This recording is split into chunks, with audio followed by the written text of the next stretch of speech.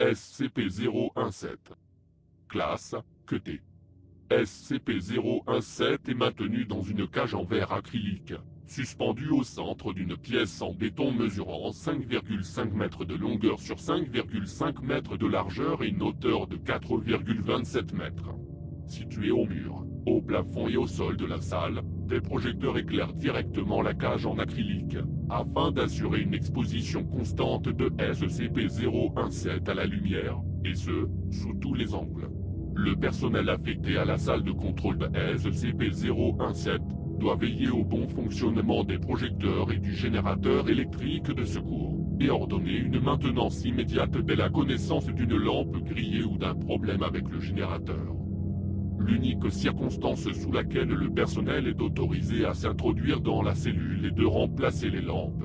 Le personnel entrant dans la pièce est tenu de porter une combinaison entièrement réfléchissante et doit être averti de ne pas se tenir devant des projecteurs fonctionnels.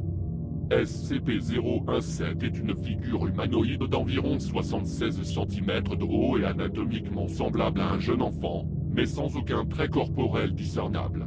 SCP-017 semble être composé d'une ombre, une fumée analogue à une enveloppe.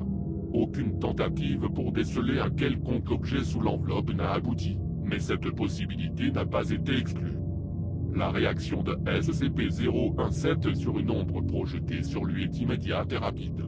SCP-017 bondit sur l'objet projetant l'ombre et l'enferme complètement dans son enveloppe. Après quoi il reprend sa taille normale, ne laissant ainsi plus aucune trace de l'objet derrière lui.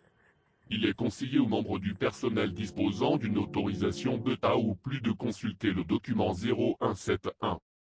Abonnez-vous.